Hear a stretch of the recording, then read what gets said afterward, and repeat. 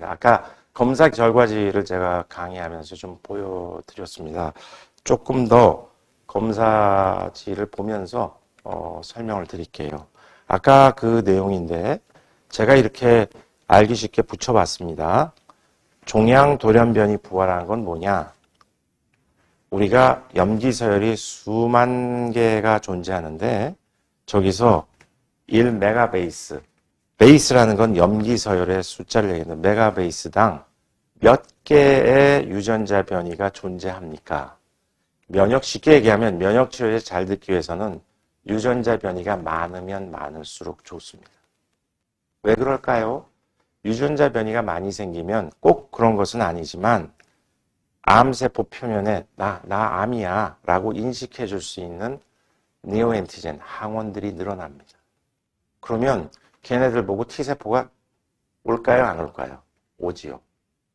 T세포가 쉽게 인식할 수 있는 자기 표지자를 많이 낼 수 있는 가능성이 있기 때문에 튜머 뮤테이션을 보든 종양변이 부화는 면역치료제를 써야 되냐 마냐의 중요한 또 바이오마커, 생체 표제 중에 하나가 되었습니다. 쉽게 얘기할 수 있는 것은 이 파운데이션 메디지라는 회사가 이러한 종양변이 부화를 확인을 해서 이것이 면역치료제 효과와 코릴레이션, 이 연관이 있다는 것을 임상시험을 통해서 증명했기 때문에 FDA 허가를 받은 상태입니다. 우리가 생체표지라는 얘기는 오늘 안 했는데 생체표지가 무척 중요한 터미놀로지인데 생체에서 나타난 어떤 표지자가 약물의 효능과 예후를 예측할 수 있을 때 우리가 생체표지라고 얘기하거든요. 그래서 PDL1뿐만이 아니라 종양 돌연변이 부화도 중요하다. 이것도 컷오프 레벨이 있어서 14, 15 이상이 됐을 때 의미가 있다. 이런 얘기를 하고요. 아까 얘기했다시피 발암 유전자 변이도 있어서 이 발암 유전자 변이 여기에는 이제 이 뭡니까? 기존에 알려진 치료법이 있으니까 이제 없다고 얘기했지만 아까 얘기했다시피 임상시험의 한도에서는 약이 있어서 썼다는 얘기를 좀 드렸고요. 그리고 여기 보시면 이러한 동반된 다른 유전자 변이가 있는데 얘네들은 세포 내에서 어떤 역할을 하는지 이 김이 알려져 있는 논문을 서머리 해준 게 이 뒷페이지들에 있습니다. 그래서 저 같은 사람은 실제 이 종이는 별로 이렇게 의미가 이거 바보 아니면 다 하잖아요. 이거 누가 못해. 중요한 거는 how they play. 얘네들이 어떤 역할을 할까? 얘네들은 세포에서 어떤 역할을 할까? 얘네들은 혹시 다음에 타깃이 될 수 없을까? 이거를 논의를 하는데 이 논의를 할 때 같이 콜라보를 하는 사람이 지노미시스트, 유전체 정보학 전문가입니다. 이 사람들하고 같이 논의를 하는 게 몰레큘러 튜머 보드. 아까 종양 튜머 보드라고 써놓은 거 기억하시죠? 그거 하는 겁니다. 지금이 중요하지 않잖아요. 다음 환자들이 효과를 봐야 되죠. 다음에 결과 보고서의 기록 정보. 이게 언제 샘플이 얻어져서 언제 받아졌다. 그리고 보고는 언제다. 이런 내용이 있고 아까 했다시피 여기 유전자, 동반된 유전자 변이가 있고요. 이거는 뭐냐면 아마 여러분들 텔로메레이즈라는 게 아실 거예요. 인간이 노화하면서 길이가 점점 줄어든다 해서 굉장히 유명한 염색체 말단에 존재하는 건데 텔로메레이즈 리버스 트랜스크립테이즈라는 텔로메레이즈를 조절하는 유전자입니다.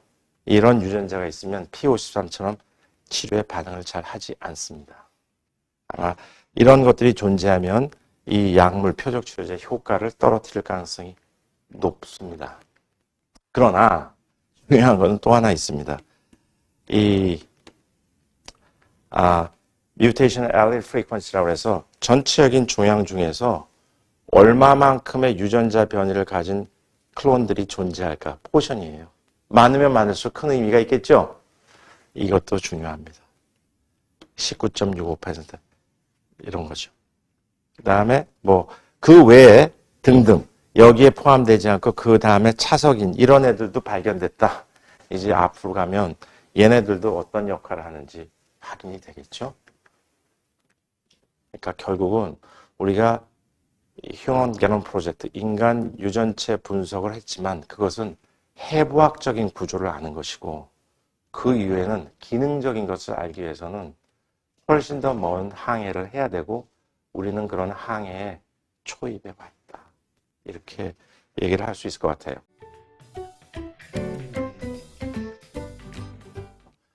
실질적으로 지금 보여주는 유전자 분석은 인간에서 존재하는 23,000개를 다 한 게 아닙니다. 이미 많은 연구를 통해서 폐암이나 암을 일으키는데 많이 변이를 할 수 있는 유전자군들을 알고 있어요.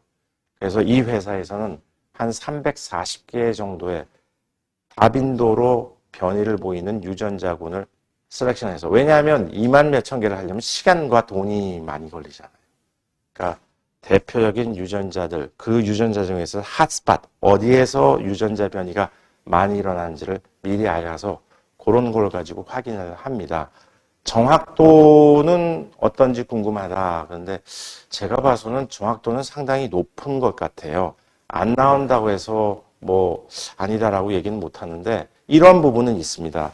이것을 이해할 때 조금 더 중요한 부분인데, 우리가 조직을 깎아서 보내는데 일정 비율로 암세포가 그 조직에 존재하지 않으면 이런 회사들은 QC failure, Quality Control의 failure라고 답이 나옵니다.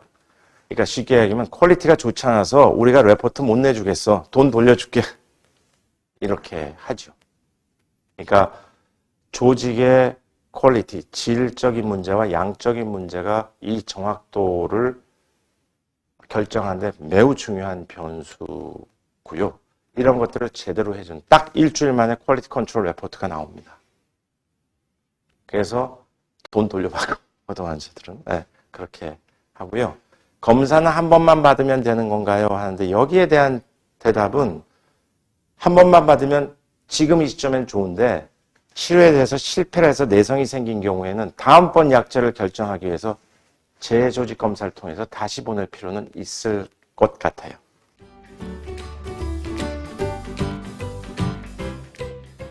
유전자는 많은데 거기에 대한 약이 다 존재하지 않습니다. 안타까운 경우도 있지만 여기다 아시다시피 정말 표적이 있는 유전자가 발견되면 빙고.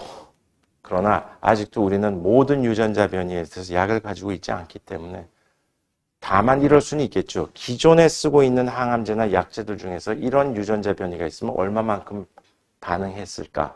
이런 것도 사실은 데이터베이스가 있다면 꺼내서 볼 수 있을 텐데 아직까지 저는 그런 게 없습니다. 이미 이 회사는 한 100만 명 정도의 데이터베이스를 가지고 있다고 해요. 그래서 유전자 정보뿐만이 아니라 그런 환자들이 어떤 치료했을 때 어떻게 반응했을까에 대한 정보를 가지고 있지 않으면, 그래서 그 가칭 유전자 정보원을 국회 주도로 만들었으면 하고 입법 활동을 했던 적이 있다는 말씀을 드립니다. 그 질문에 대답은 참 쉽지는 않은 건데요. 아까 제가 설명을 하면서 모두의 너무 어려운 얘기를 지금 함축해서 하니까 여러분들 좀 혼동스러울 것 같은데, DNA의 변이는 4가지 형태로 나타납니다. 유전자가 치환되는 경우, 하나의 염기 서열이 바뀌는 경우, 또는 10개, 20개가 탈락하는 경우, 결손이라고 얘기하죠. 아니면 insertion, 더 추가로 생기는 경우. 여러분, 치환이 되면 어떤 현상이 될 것 같아요? 헷갈리겠지만, 또는 결손이 되면 어떻게 될까? 저는 머리가 안 좋아서 하나가 이렇게 바뀌게 되면 뭐 별로 큰 차이 있겠어 이렇게 생각했던 적이 있는데, 삽입이 되든 우리가 수능 시험 보면 하나 밀렸으면 어떻게 돼요? 차라리 하나 모르는 거 안 쓰는 게 더 낫죠. 다 밀려서. 그런 겁니다. 염기 3개가 하나의 코돈이라는 단위를 형성해서 단백질, 아미노산이 되기 때문에 하나가 밀려 써지면 전혀 새로운 단백질이 만들어요. 엄청난 결과가 초래되는 거죠. 그래서 이렇게 조금 전에 얘기해드렸던 그런 유전자의 DNA의 염기서열의 형태학적인 변화, 구조적인 변화는 없어지지 않습니다. 그러나 아까 했다시피 유전자를 발현시키고 발현시키지 않고 하는 유전자 발현의 조절은 없다가도 생기고 생기거나 없다가도 합니다. 근데 이제 여기에서 이제 누가 손을 들어요. 선생님 아닌 것 같은데요? EGFR 유전자 변이의 경우에는 1차 표적 치료제를 쓰고 난 다음에 많은 경우에 재조직 검사를 추천합니다. 왜 그럴까요? T701이라는 새로운 유전자 변이가 확인이 되는 경우가 있습니다. 이런 경우는 우리가 어떻게 설명하냐? 표적 치료제를 써서 새로운 유전자 구조적 변이가 생겼어? 참 설명하기 어렵거든요. 왜냐하면 발암제가 아니거든요. 발암 물질이 아닌데 표적 치료제가. 그거는 T701이라는 변이를 가진 클론들이 아주 적은 수로 존재하고 있다가 표적 치료제에 굉장히 예민하게 잘 반응하는 애들은 다 죽고 얘만 커지는 증식돼서 나타나는 겁니다. 그래서 결론적으로 DNA의 구조적 변이는 없어졌다가 생기고 하는 건 아니다. 하지만 발현 변화는 없어졌다가 생기기도 하고 이런 부분들은 유전체 검사를 통해서 우리가 흔히 볼 수 있는 부분이다.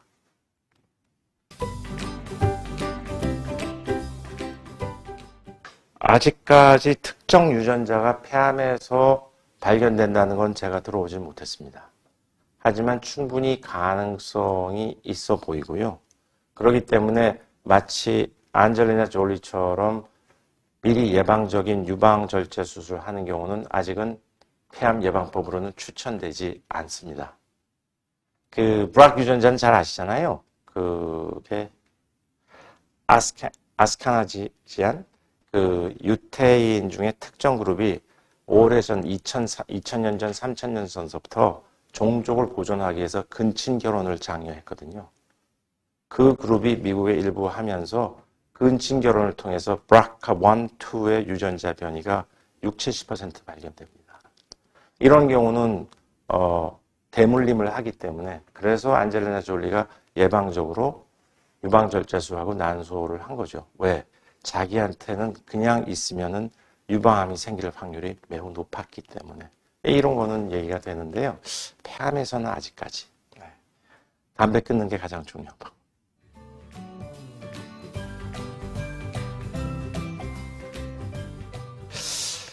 지금 아마 여기에 대해서 가장 많은 연구가 이루어지고 실질적으로 이것이 현실적으로 가능한 것은 아까 처음에 얘기했던 EGFR이라고 이야기를 드릴 수 있습니다. EGFR이라는 유전자 변이에는 1세대와 2세대 표적 치료제, 제피티닙, 그 다음에 얼로티닙, 그 다음에 아파티닙 같은 1세대, 2세대 표적 치료를 쓰는데 대개 약물이 작용하는 기간이 10개월에서 한 13개월 정도 됩니다. 그 이후에는 치료를 실패한다는 것이죠. 평균 얘기하는 겁니다. 어떤 환자는 5년 동안 해피한 사람도 있고요. I don't know why. 그거는 아까 했다시피 유전체 분석이 있었다면 아까 했다시피 같이 동반된 유전자들이 어떻게 역할을 했을까를 풀어야 되는 부분이 하지만 어쨌든 이런 EGFR은 치료에 실패하게 되면 다시 재조직 검사를 해서 EGFR이라는 유전자 엑손 20번의 T701이라는 유전자가 발견이 되면 3세대 표적 치료를 쓸 수 있는 그게 바로 타그리소입니다. 또 렉나자이기도 하고요. 세컨 라인으로. 그래서 그런 경우는 대개 한 45% 정도가 됩니다. 근데 이러한 치료제는 중요한 두 가지 특성을 가지고 있어요. 그게 뭐냐? 저희들이 조사한 결과를 보면 한국인에선 EGFR 유전자 변이가 있는 환자는 처음 진단 당시에 뇌 전이를 할 수 있는 확률이 38.9%가 나오더라고요. 39% 환자가 전이를 가지고 있어요. 외국의 경우에는 한 25%가 처음에 궁금했어요. 왜 그럴까 그랬더니 MRI를 루틴으로 다 하는 거예요. 좋은 MRI. 잘 산 나라잖아요. 그래서 진단율이 높습니다. 그리고 이런 표적 치료제에 실패하면 얼마나 더 높아질까? 거의 49%. 반의 환자가 뇌로 갑니다. 그렇다면 어떤 표적 치료제가 필요할까요? 머리로 잘 가는 표적 치료제가 필요합니다. 그것이 바로 타그리소이고 렉나자입니다. 그러니까 앞으로 개발될 후속 표적 치료제도 뇌로 잘 침투할 수 있는 표적 치료제.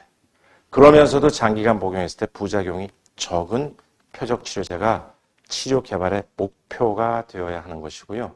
바로 이러한 연속적인, 이것을 sequential treatment라고 얘기하는데 이런 것을 할 수 있는 것은 EGFR과 ARC, ROS1은 이러한 2선, 3선의 치료제가 표적 치료제에서 확립이 되어 있습니다. 그러나 아까言った다시피 EGFR도 50%는 재조직 검사를 하더라도 T치공이 발견이 안 되거든요.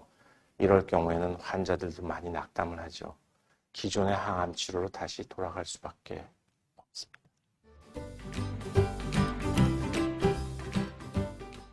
지금 얘기했다시피 이렇게 그 질문에 대한 거는 이렇게 좀 돌려서 얘기해 볼게요.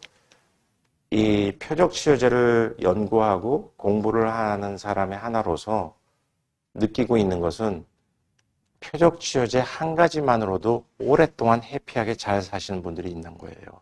그런데 몇 개월이 안 가서 내성이 생기는 분들이 있는 거예요.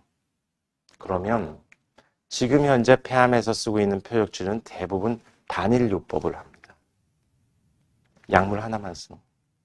그러면 이제는 뭘 해야 될까? 한 가지 약물만 써서도 오랫동안 살 수 있는 사람은 keep going on. 그러나 얼마 못 가서 치료에 실패하고 재발을 할 자는 병용 투여를 해야 된다. 그 기반은 어디에서? 유전체 분석과 정밀의료에서 기반한 그런 치료법이 나와야 될 것 같아요. 이제는 꼭 필요한 환자에서는 표적치료제 플러스 항암요법, 표적치료제 플러스 면역치료와 같은 병용요법을 써야 되고, 그것은 정확한 환자의 셀렉션을 할 수 있는 방법론에 따라서 달라진다. 그것은 결국은 정밀의료가 적용돼야지만 가능하다. 이렇게 제가 답변을 바꿔서 대답을 드릴게요. 제가 환자를 치료했었던 기간이 한 25년 이상이 넘은 것 같습니다. 그리고 어떤 저의 의사로서 종양내과 전문의로서의 그 기간은 임상시험과 표적치료제, 면역치료제의 시간이었습니다. 2000년도부터 개발되었던 약이니까. 그런데 이렇게 시간이 지나면서 보면 요새 유행하는 중꺾마? 꺾이지 않는 마음이 중요한 것 같아요. 그러니까 치료제들이 계속 개발이 되고 있기 때문에 잘 버티고 잘 이겨나가 있는 사람은 또 새로운 임상시험 또는 새로운 약제에 노출이 될 수 있는 가능성이 높거든요. 그래서 오늘도 많은 뭐 세포치료제라든지 또는 항체 약물 접합체라든지 새로운 치료 방법을 말씀드렸는데 그 외에도 많습니다. RNA를 타겟하는 백신이라든지 이런 부분들이 많은 연구가 되고 있고, 또 저도 앞으로 그런 일을 하려고 하는데 새로운 좋은 치료제들이 많이 나오고 있기 때문에 현재 치료에서 잘 진료진과 상의해서 버티시고 또 좋은 치료제가 또 나온다는 희망을 가지고, 실제 또 그것이 임상시험으로 이루어질 수 있으니까 희망을 가지고 치료에 임해 주셨으면 좋겠다, 이렇게 말씀드리고 싶습니다.